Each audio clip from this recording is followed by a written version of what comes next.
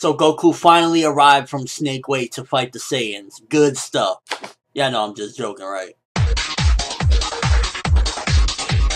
So for the most part, there was only really two things to talk about in this particular chapter. Definitely that Ichigo has arrived, so finally we got that after a long wait, which people that left afterwards somehow arrived quicker. But nonetheless, we got Ichigo here, and also a setup for Shinji and Omaida versus BazzB. Hopefully Shinji this time don't tell him his ability, but nonetheless that was really what this chapter delivered, and it was interesting to see Shinji and how much he was stressing the importance of Zaraki to this battle and to this war, and that, you know, he can't die at all costs. If he dies, pretty much a big thing. So that's definitely showing how much stronger Zaraki is at this point, and what Zaraki represents for our side as far as like the power that he brings to the table. And I'm definitely looking forward to him getting healed up and having another match against somebody, because we can't go out like that. Bleach can't end with Zaraki's last fight against Greg, you know, Stern Ritter V. So we definitely need another fight with him, because like the way they were stressing it, both of them, Omaida and him, that, you know, he can't die at all costs. He's one of the biggest players we got. I want to see him fight again at full strength this time against somebody that is like a straight up combat person. But then we get, you know, BazzB enters, and now we got to set up with him, which, why can't it just be Shinji versus him? Like, what really is Omaida gonna do at the end of the day? I mean, this is a key point for Omaida to do something big, and hopefully something does happen, because I would like for, before Bleach to end, Omaida does something. But nonetheless, you know, it's BazzB. I don't think really Omaida's gonna be of much help. You get a little shot of Rukia and Byakuya, and Byakuya is basically like, you're injured, you're not going over there. So, you know, Big Brother's still holding it down, but I'm wondering, like, do they realize that Byakuya is there? Because the way they were stressing it, like, we can't lose Zaraki, but we still have Byakuya there, but I'm not sure if they were aware of his presence or not.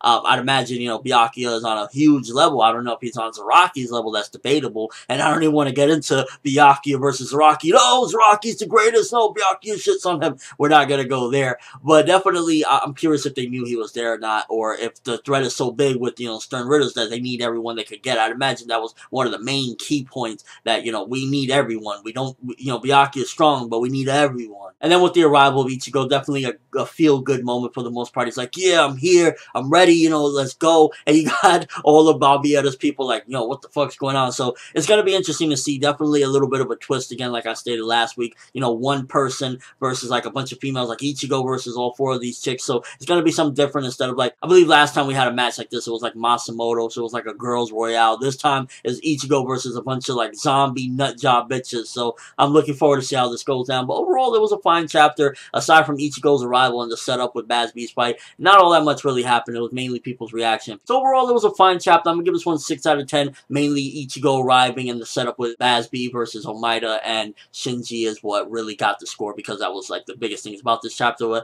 A quick read nonetheless, and ultimately I'm looking forward to seeing Ichigo roast up some crazy bitch barbecue. So let's go. And I think that this fight with Ichigo versus all of them is important, because it's going to display how far he's come, and whether we get, you know, another fight with Zaraki or not, that's debatable, you know, because he is in a fucked up state. But if they heal him up, I mean, look at Shinji. Shinji's all healed up. Then we might get another fight with Zaraki. But ultimately, I just really right now want to see what Ichigo can do. Let's get a full chapter of Ichigo just owning these chicks. Like, I wouldn't be surprised if he came back from the Zero Division. I mean, look what a different Renji. If he just like owns them like with the swipe of a sword or something, I think the only one that can really hold up against him is Juha Bach. Like, if Juha throws Uryu at him, it ain't gonna be shit. I really don't like, if it was Ichigo versus Uryu at this point, I don't think that anything, like, you know, what is really Uryu gonna do against like Ichigo coming back from the Soul Palace? So I think really the only one that can stop him at this point is Juha Bach himself. But we just gotta wait and see. Let me know what you guys think. Do you think Ichigo's gonna absolutely annihilate these chicks? Is it gonna be a quick one? How do you think that's gonna go down? And what do you think about this BazzB versus Shinji and Omaida fight? Again, I feel,